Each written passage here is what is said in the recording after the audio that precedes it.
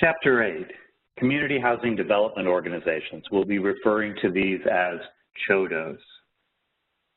So as you may recall from one of the early sections, when we looked at the allocation of home funds for each PJ and how those are divided up, there's a minimum of 15% of ADFA's annual allocation that can only be expended in conjunction with community housing development organizations. And the restrictions that go with that, we're going to be talking through the issue about the CHODO needing to be certified, so meeting specific criteria to qualify as a CHODO. And then they will have to be in the role of owner, sponsor, or developer. We'll talk about how that is specifically defined. And there are some specific activities that are eligible to do or utilize those CHODO set-aside funds. The common thread there is that they all relate in some way to the development of units. So a minimum of 15% of ADFA's funds must be expended in conjunction with CHODOs.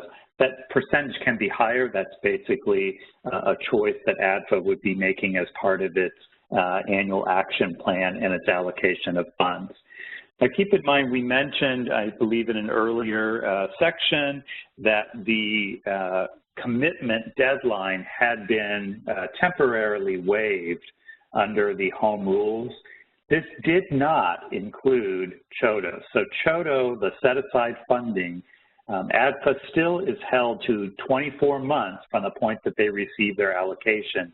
Those funds must be committed to a specific CHODO project. So there is a concern about making sure there are adequate projects in that pipeline and that they're going to meet all of the requirements that we're going to be talking about in this section.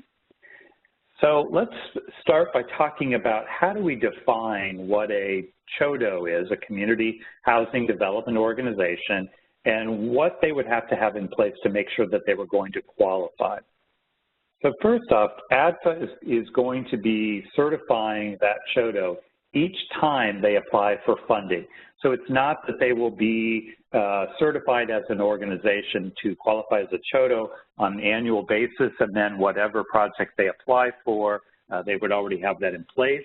It's done on a project-by-project basis, and the reason for that is that part of that qualifying criteria includes capacity and experience, and that's evaluated based on the specific project that you're proposing to do.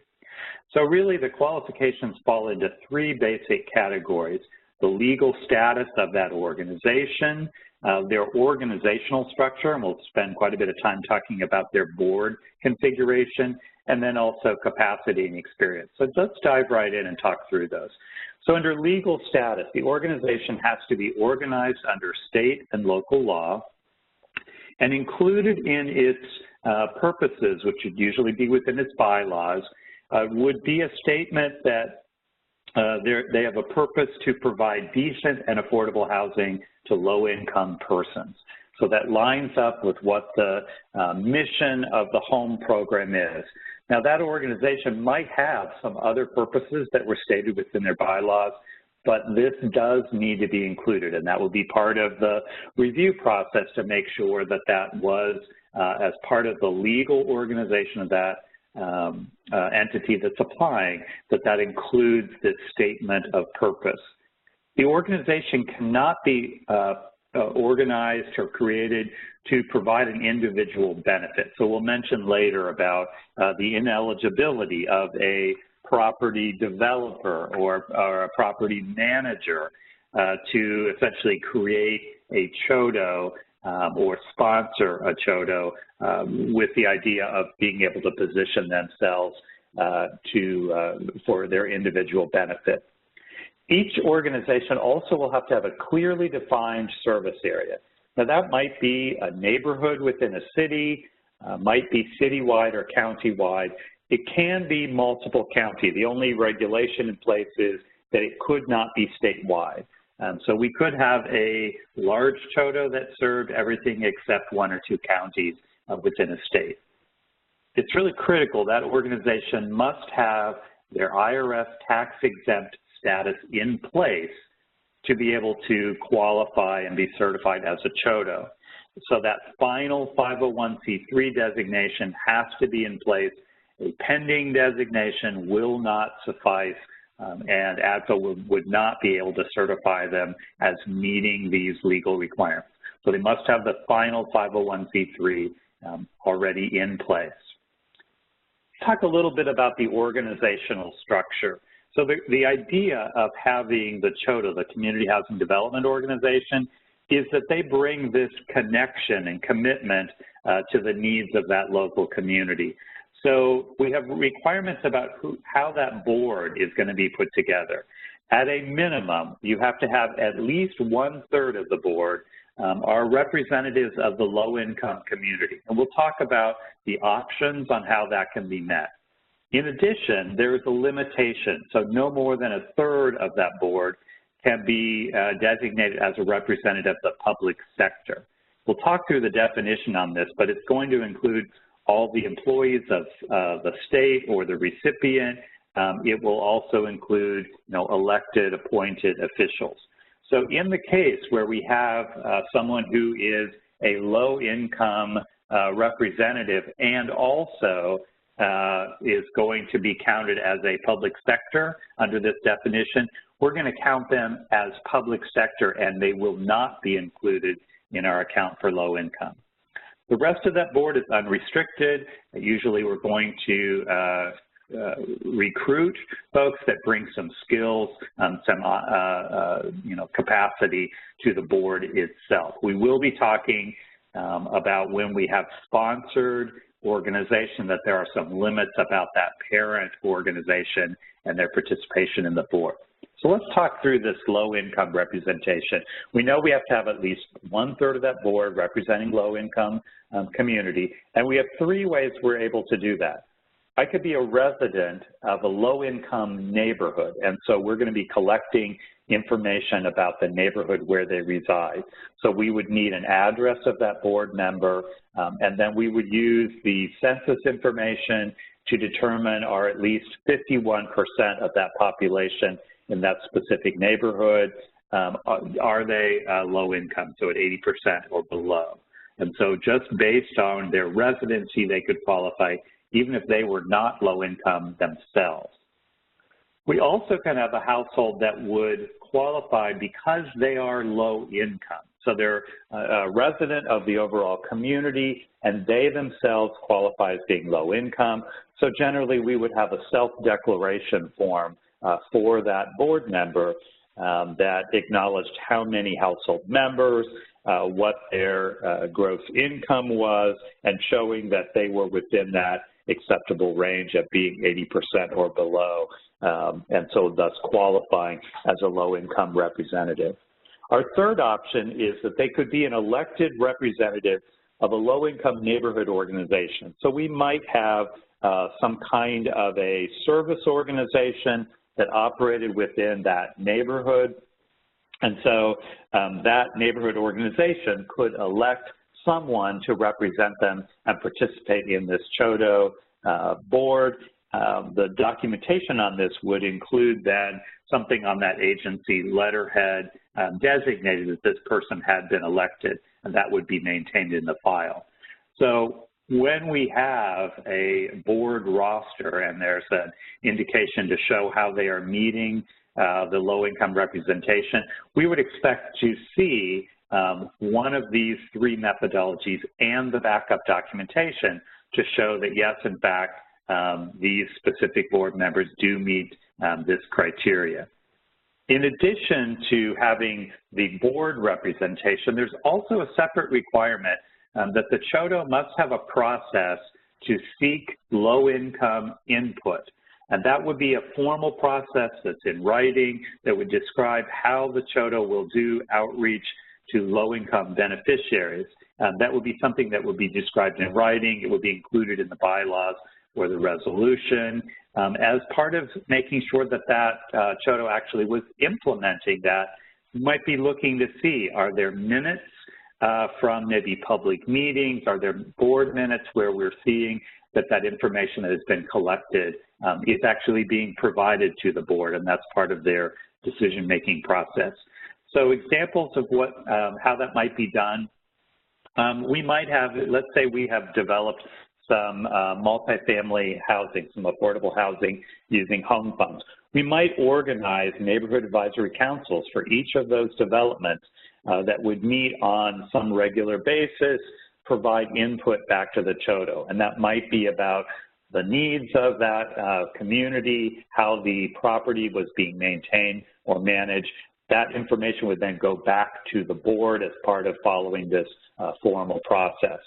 If a CHODO was seeking funds for a new development and starting that discussion process about how they envision the new project to look, where it would be placed, what would include, they might host a series of open town meetings where they would seek input from the low-income community, again, following this formal process, and that information would be provided back to the board so that that low-income input was utilized as part of their decision-making process.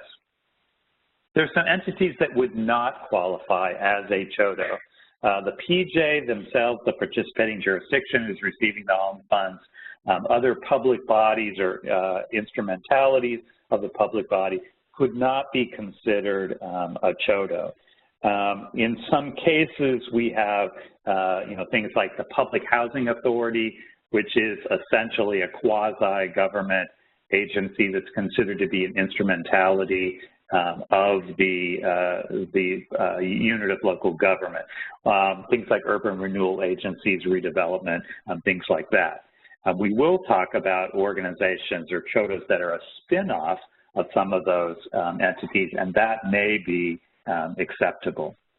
Let's talk a little bit about the 1/3 of the board that we're limiting to public service at 1/3. No more than 1/3 of the board can be designated as public service representatives. And really the goal of this, we want that CHODO board to be able to be autonomous, to be representing the needs of the neighborhood and the public input that they're receiving.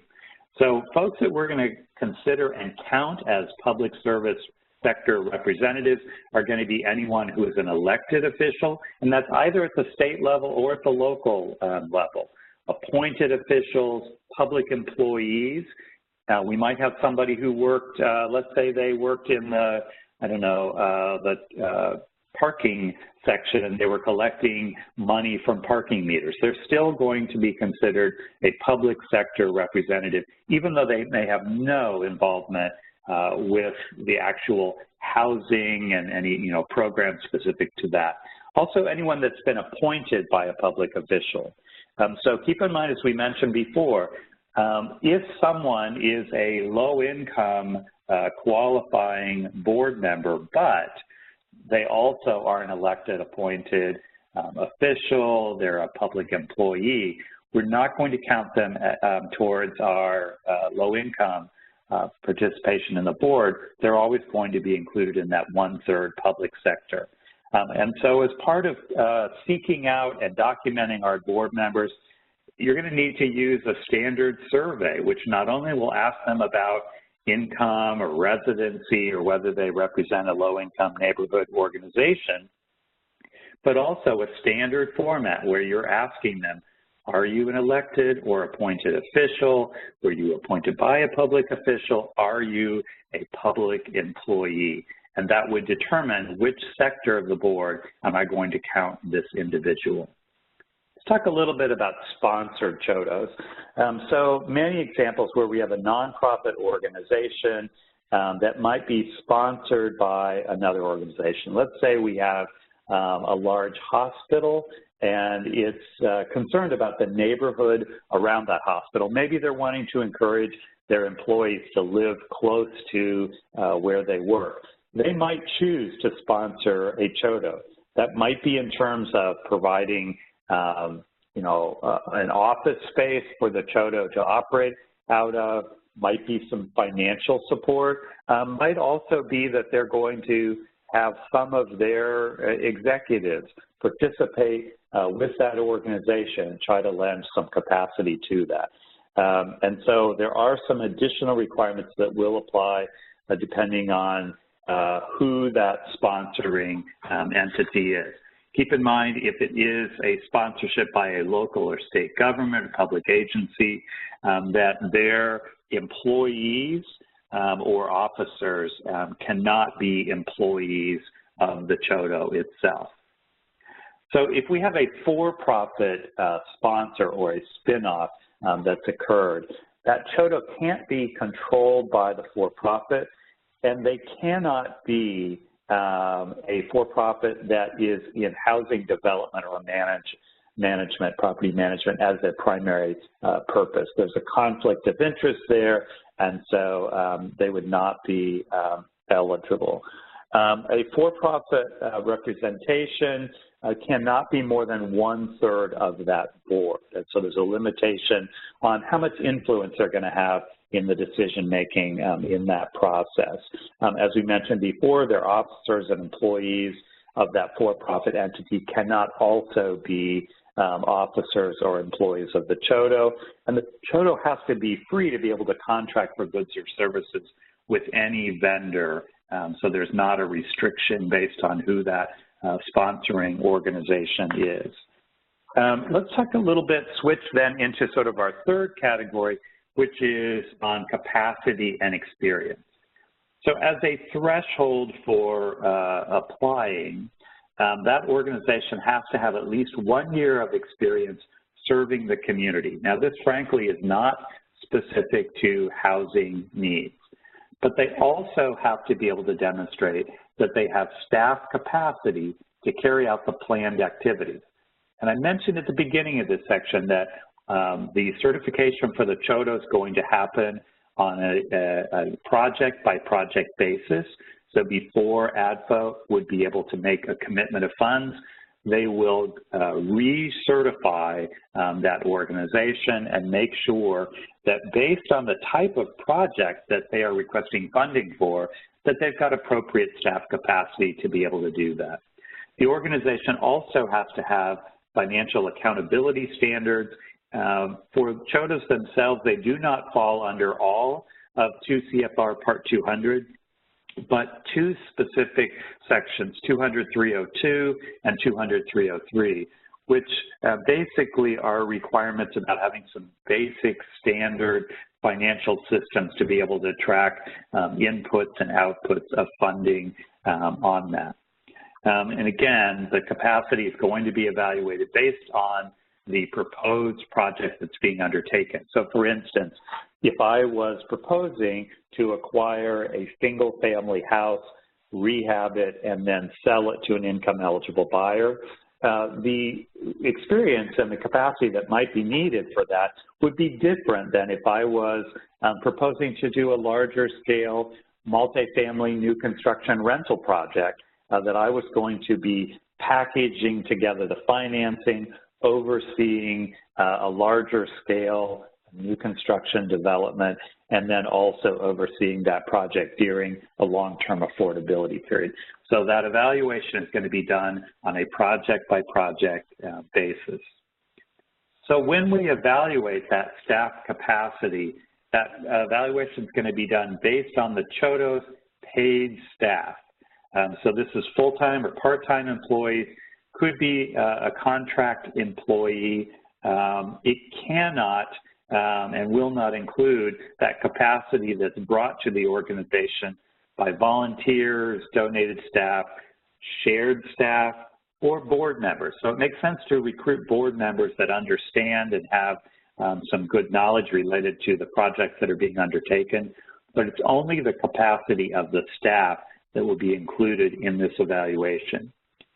A CHODO that is in the first year of operation does have the option to be able to hire a consultant who is going to work with the CHODO staff to train them. And so they can meet that capacity evaluation through the use of a consultant, but they would have to have staff that were going to participate with that consultant and be receiving training during that period. So based on the type of project that the CHODO is undertaking, and we're going to be talking about these roles of owner, sponsor, or developer, ADFA will be evaluating with the experience and capacity that's proposed by the CHODO whether that makes sense. So if the CHODO is operating as owner only and they're hiring someone else in to be able to put together the financing, oversee the development of the project, that's going to be a lower level of capacity that's needed rather than if they're operating as the developer or sponsor, where they would be overseeing the development. And so they would need to specifically have development experience on similar scale of project to be ready to take on that responsibility. We're going to now talk about the CHODO roles. So a CHODO is going to be acting as either an owner, developer, or sponsor. As part of utilizing the CHODO set-aside funds, the CHODO must be acting in one of these three roles. We're going to go through the definitions of the roles. This would be something that would be included in your written agreement with ADFA. That's one of their steps on evaluating whether this is an eligible project, is to determine whether the CHODO is actually acting in one of these three roles. For owner, developer, or sponsor, if you want to look further at how this is set up, this is in 24 CFR 92-300 at A2 section 2 through 6. And the roles have been clarified as part of the requirement based on the type of project that they enroll, that organization is undertaking, then the capacity that's related to that will have to be higher. And as we mentioned before, that evaluation is going to be based on that specific role. So when a CHODO is acting as an owner, that means that they're going to own that rental property. They are not in charge of the development. So they're going to own that property fee simple or with a long-term lease that is equal to the development and the affordability period. They then can use a project manager or contract with the developer who would actually oversee the rehab and construction on that project. So a little simpler of a role for the CHODO. If the CHODO is acting as a developer, and oftentimes this is probably our more common role, the CHODO would be owning that property as described before as owner, but they also would be developing the housing. So they're going to put together the financing on this. They're going to be in charge of overseeing the construction or the rehabilitation of that project. Keep in mind that the 2013 Home Rule clarified that the CHODO needs to be in place not only during the development, but also throughout that period of affordability. And so ADFA will be over the life of that project, making sure that the CHODO continues to be in place and serving in that role. For a home buyer project, the only role that is now available, all home buyer projects will have to qualify as a developer. The CHODO will be owning the property, they will be overseeing the construction or the rehabilitation, and then overseeing the sale of the property.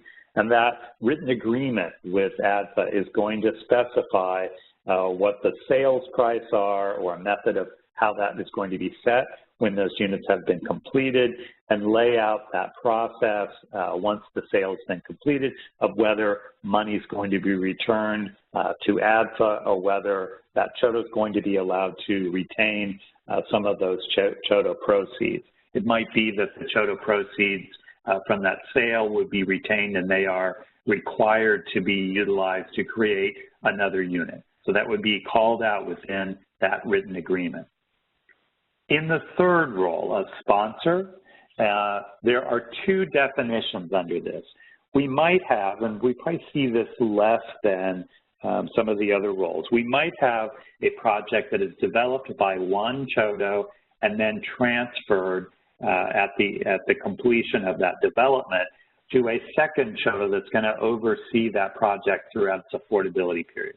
Best example I can think of on that would be a CHODO that had good development skills, so they're going to put together and get funded, oversee the development.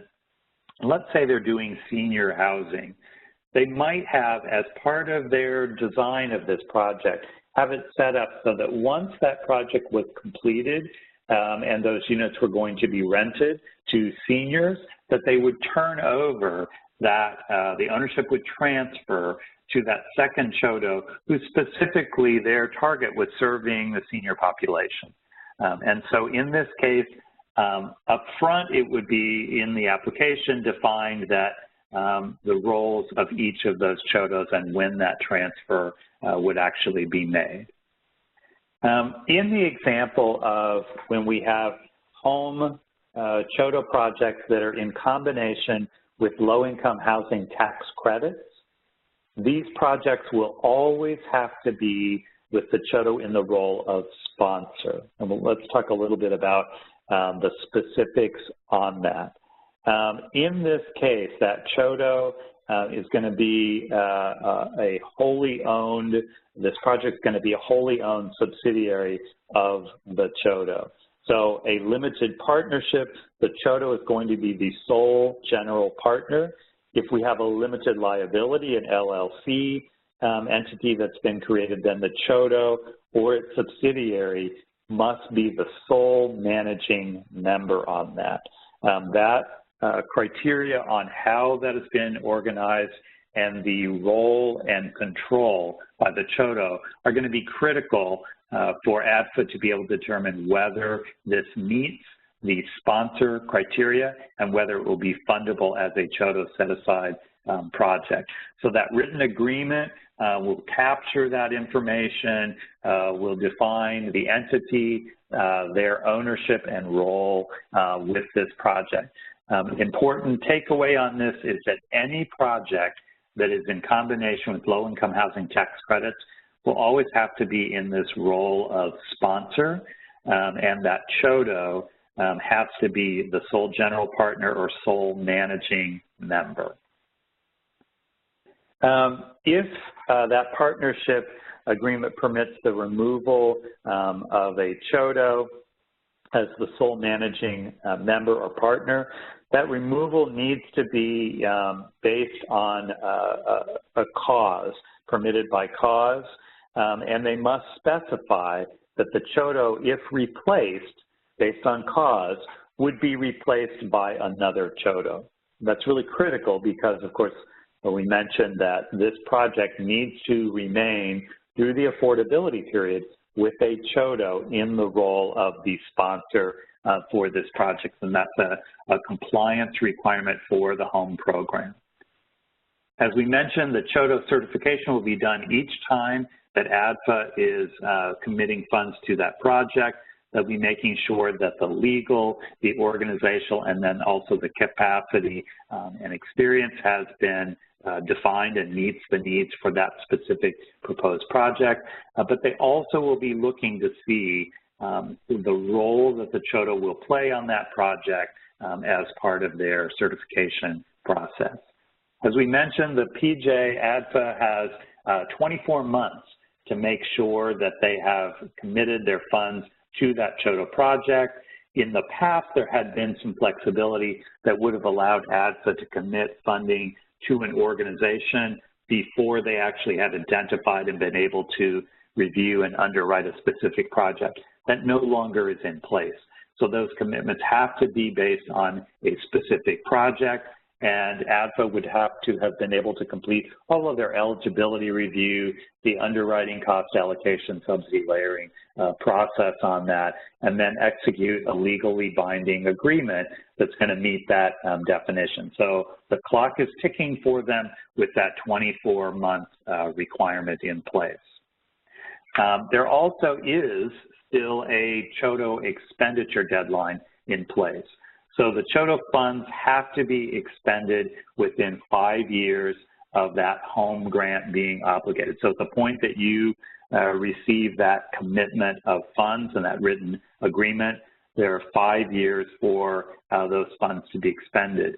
Keep in mind there is a 4-year project completion deadline also that would be in place. And HUD is tracking and monitoring this to make sure that ADFA and all the other PJs are remaining in compliance with these requirements.